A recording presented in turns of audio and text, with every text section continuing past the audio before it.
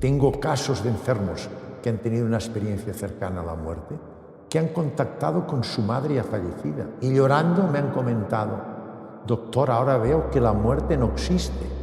He estado con mi madre, abrazado a mi madre, y me he comunicado con mi madre. Esto es lo que les diría a una persona que ha perdido un ser querido. Mande la energía positiva que le puede ayudar enormemente, pero piense que su ser querido está vivo en otra dimensión.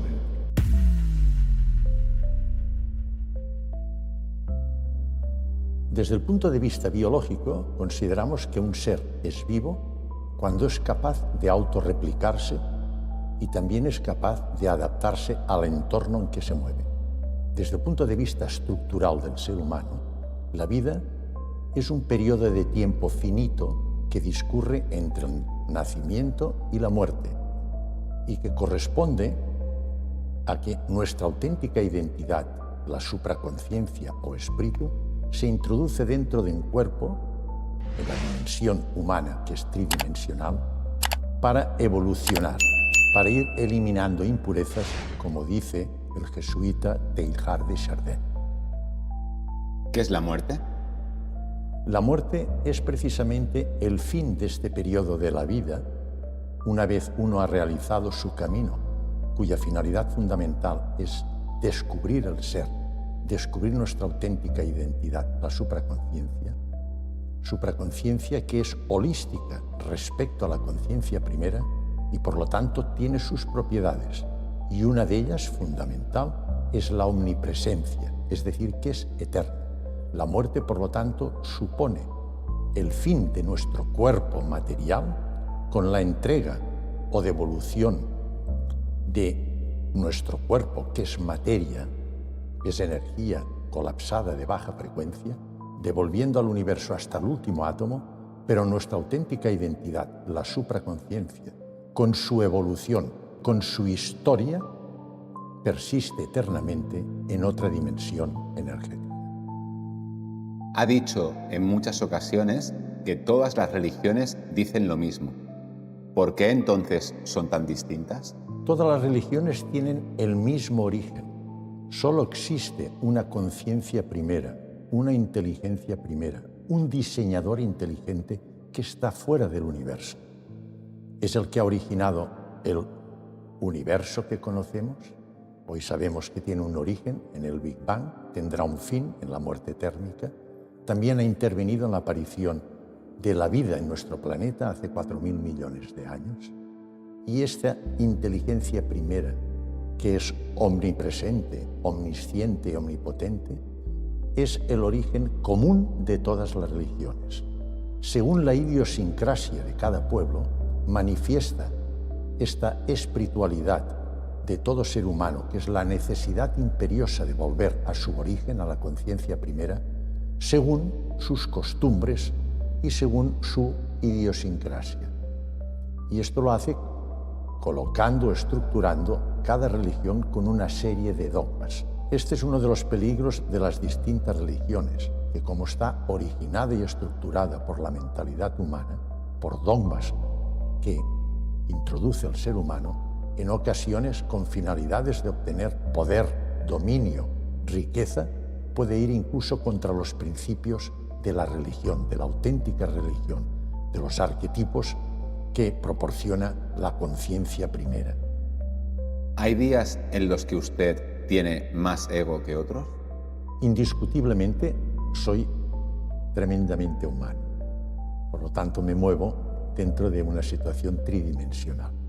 Estructuralmente, el ser humano tiene una conciencia con una identidad que no es la auténtica, es nuestra falsa identidad. Yo la llamo el no-yo, que es el ego. Es la conciencia material que se origina a nivel del cerebro, y después tenemos nuestra auténtica identidad, que es eterna, que es nuestro espíritu, que es nuestra supraconciencia, que, repito, es holística respecto a la conciencia primera. Es evidente que el ego tiene potentísimas armas para tapar, evitar que se manifieste la supraconciencia. Y en algún momento en mi vida, lógicamente, el ego se impone sobre la supraconciencia y esto condiciona un cierto descontrol en mis emociones. Por esto soy muy amante de la meditación, que uno de los aspectos y finalidades de la meditación es precisamente un control exhaustivo de la respuesta emocional del ser humano, con lo cual nos permite siempre que nuestra supraconciencia esté presente y nuestro ego, que nunca podremos eliminar la dimensión humana, esté controlado por la supraconciencia. ¿Continúa aprendiendo cada día? Indiscutiblemente, los grandes maestros como Sócrates decía, él no dejó nada escrito, que sabemos de Sócrates es por los escritos de su discípulo Platón. Él iba al ágora, la plaza pública, y empezaba sus charlas a sus discípulos diciendo, no me atrevo a enseñar, lo que intento es estimular a la gente que piense, hacer pensar a la gente. Otro gran sabio, Isaac Newton, le decían, usted es el gran sabio de la época. Y él contestaba, conozco una gotita de agua, detrás mío hay un universo del cual no tengo ni idea. Evidentemente, con la investigación vamos descubriendo cosas, pero uno a la vez es consciente de que nos falta mucho por saber. Sabemos la superficie, conocemos la superficie cada vez más, pero nos falta mucho conocimiento en la profundidad. Soy plenamente consciente. Y esto nos conduce a una actitud humana que me he dado cuenta que es frecuente en los investigadores, que es que vamos perdiendo soberbia y vamos adquiriendo humildad. ¿Qué es la espiritualidad y cómo se relaciona con la ciencia?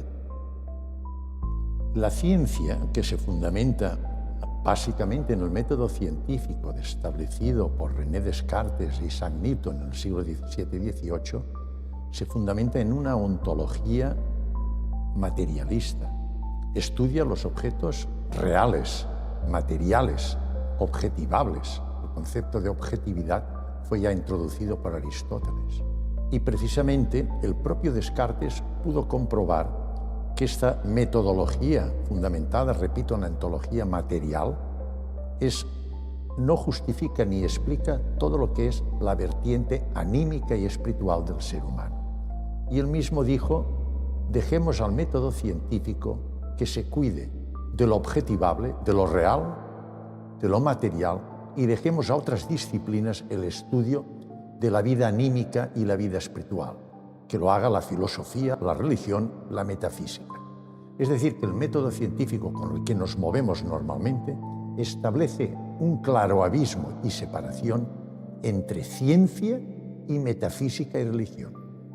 Sin embargo, la mecánica cuántica, la física teórica, que estudia precisamente las partículas subatómicas, las partes constitutivas fundamentales del universo, y que llega a la conclusión que el elemento estructural es la energía, ha permitido que se complementen, que desaparezca este abismo de separación entre ciencia y metafísica, ciencia y espiritualidad. Tiene su símil en partícula y onda energía. Por lo tanto, se complementan perfectamente. Y entonces podemos estudiar con mayor profundidad la espiritualidad, que es la necesidad imperiosa de que nuestra auténtica identidad, la supraconciencia, regrese a su origen, que es la conciencia primera. Ya hemos dicho que es holística, por lo tanto tiene sus propiedades y forma parte en el holograma total con la conciencia primera. Y esta espiritualidad imprescindible, necesaria y presente en todo ser humano, repito, es la necesidad imperiosa de regresar nuestra supraconciencia, nuestro espíritu, a su origen. ¿Cómo ha evolucionado su comprensión de la vida y la muerte desde que estudió medicina? ¿Cuál era su opinión entonces? Tuve una formación en mi núcleo familiar y me considero afortunado del núcleo familiar que tuve. Una educación fundamentada en una religión cristiana, católica, practicante, con un gran respeto a los valores fundamentales, no solo los intrínsecos y espirituales, sino los necesarios para una buena convivencia. Pero, evidentemente, en mi estudio, mi progresión cultural, siempre estuvo presidida por un método científico cartesiano y newtoniano. Es decir, se fundamentaba en una ontología materialista. Esto por una parte. En segundo lugar, El destino siempre me ha colocado en posiciones de líder. Lo digo honestamente, pero es una realidad en mi vida. Es decir, siempre he tenido responsabilidades directivas, de dirigir grupos. Y esto, lógicamente, me ha condicionado una dinámica estricta en mi vida. Me he considerado y he sido siempre una persona muy estricta con todo mi equipo, respetuoso, a la vez estricto y, lógicamente, muy fundamentado en el materialismo. Esto ha determinado que durante mi época de estudiante y mis primeros años en mi vida profesional, pues el ego predominaba sobre mi supraconciencia, sobre mi espiritualidad. Y, lógicamente, a medida que me interesé por los fenómenos anímicos, y especialmente me ha ayudado muchísimo el conocimiento y el estudio en profundidad de las experiencias cercanas a la muerte, y llegar a comprender la realidad estructural del ser humano, que es cuerpo, mente, pero sobre todo espíritu, supraconciencia, que es nuestra auténtica realidad, esto me ha hecho cambiar rotundamente mi concepción existencial y, por lo tanto, mi dinámica vital. En esto me ha ayudado el estudio y, sobre todo, la meditación, que me ha permitido controlar las emociones, cosa que antes no prodigaba mucho, repito, debido a mi visión materialista del método científico y mi posición de lideraje siempre que me ha tocado desempeñar en mis actividades profesionales. ¿Cuáles son sus proyectos para 2025? No me gusta a mí hacer proyectos a gran distancia. Me encanta, y he cambiado mucho en este sentido, mi concepción del tiempo. Antes mi tiempo era lineal, como corresponde al método científico, pasado, presente y futuro. Con mi visión actual, fundamentada mucho y demostrada científicamente con la mecánica cuántica, el tiempo es circular, solo hay momento presente. Procuro vivir intensísimamente el momento presente. Es evidente que toda persona tiene que tener unos proyectos más o menos lejanos que orienten su vida, y los tengo. Evidentemente, mi momento vital, a mi edad, yo estoy jubilado en mi profesión como cirujano, en estos momentos pienso que mi labor fundamental es precisamente investigar y dar a conocer en lo que pueda ayudar, aportar mi granito de arena en la comprensión de la realidad de la estructura del ser humano, que es cuerpo, mente y supraconciencia, espíritu. Y pienso que con mi labor en estos vídeos, en estas conferencias que estoy realizando junto con mi colaborador Juan Carlos Cebrián, pues participamos, aportamos nuestro pequeño granito de arena para abrir conciencias, para ampliar y para conseguir una masa crítica suficiente que sea consciente de la realidad estructural. Mi proyecto en el futuro, no solo en el 2025, sino mientras mi vida orgánica, biológica me lo permita, es ayudar a la sociedad en este sentido de la comprensión de su realidad existencial. ¿Cuál es su mayor miedo? Mi mayor miedo, el miedo, por banal que sea, siempre es expresión del ego. Es una de las armas que tiene el ego para poder camuflar, tapar, evitar que se manifieste la supraconciencia. Tenía mucho miedo antes, no solo existencial, pensando en la muerte, sino ante cualquier situación que yo pensara que podía poner en compromiso mi situación vital. En el fondo, cualquier miedo es miedo a la muerte, condicionado, repito, por el ego. Pero les puedo asegurar que cada vez tengo menos miedo. No tengo miedo a la muerte. Evidentemente, cuando me llegue mi hora, hoy hay medios y pienso que es obligatorio, y así lo he hecho en mi vida profesional, evitar el dolor, la depresión, la angustia que puede condicionar las molestias de una enfermedad terminal. También los pediré yo, los cuidados paliativos. Pero lo que es el hecho profundo en sí de la muerte, no tengo miedo. Mi miedo es más para mis seres queridos, que no sufran, que no tengan problemas, que tengan lo necesario para vivir. Este es el miedo mío, que les pueda proporcionar a mis seres queridos y a mis amigos y a toda la humanidad en mis posibilidades, mi colaboración, mi ayuda. ¿Qué es lo que más le apasiona de la situación actual, donde se ha convertido en un referente en temas trascendentales? Tengo muchas cosas que agradecer. Les puedo decir que me siento realmente feliz relajado, con paz interior. Y la mayor paz interior y mi mayor satisfacción es con los comentarios que recibimos de las personas que miran nuestros vídeos y asisten a nuestras conferencias. La sensación de paz, de armonía, de gozo que veo en sus miradas, las palabras de agradecimiento que recibimos. Hemos visto que incluso hemos ayudado a personas que pensaban en el suicidio, que escuchando nuestros vídeos, mirando nuestros vídeos y nuestras conferencias, han evitado la autólisis, la autodestrucción con el suicidio. Esta ayuda que puedo proporcionar, esta satisfacción, esta idea de que nuestra vida, aunque sea en la dimensión humana y tenga sus inconvenientes, sus caídas, si la sabemos orientar con la supraconciencia por delante, es maravillosa.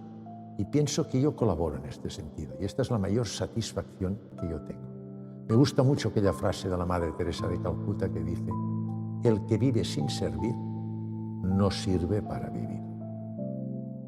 ¿Qué le diría a una persona que tiene depresión y no encuentra sentido a su vida? La persona que tiene depresión es el estado final de una persona que ha vivido una situación de angustia. Esta angustia persistente le lleva a la depresión. Esto es frecuentísimo en nuestra sociedad actual. Piensen que los antidepresivos son de los fármacos que más prescribimos en la actualidad. ¿Por qué? Porque la sociedad actual se fundamenta tanto en un materialismo exaltado, en la que impera, como ya hemos comentado, el ego, y el ego nunca nos llevará a la felicidad.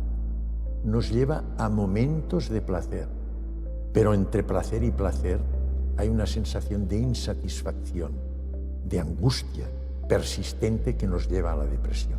¿Qué le diría a una persona que tiene depresión? Le ayudaría en todo lo posible para que descubriera su auténtica identidad. En el momento que llegue a comprender o a contactar con su supraconciencia, le aseguro que su depresión desaparece y verá una cosa maravillosa, que lo que antes era un valle de lágrimas, un vía crucis la vida, se transforma en un camino de satisfacción y bendición. ¿Qué le diría a una persona que acaba de perder a un ser querido? El duelo es uno de los momentos más difíciles del ser humano. Perder un ser querido es de los golpes más fuertes que puede un ser humano sufrir. Sobre todo, y lo viví en mi familia, cuando un padre o una madre pierde un hijo. Recuerdo la muerte de mi hermano mayor. Mi madre estaba en vida.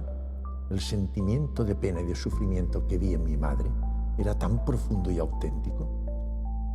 El duelo es duro, es difícil. Y evidentemente, si se afronta con una visión materialista del ego, puede llegar a ser insoportable. La manera de solventar y superar el duelo y ayudar a las personas, amigos y familiares que están sufriendo un duelo es comentando nuestra realidad existencial, nuestra realidad que es la supraconciencia, y explicando y demostrando que esta supraconciencia no muere, pasa a otra dimensión energética.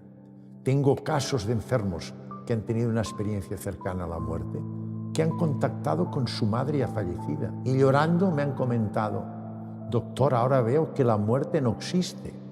He estado con mi madre, abrazado a mi madre, y me he comunicado con mi madre. Esto es lo que les diría a una persona que ha perdido un ser querido.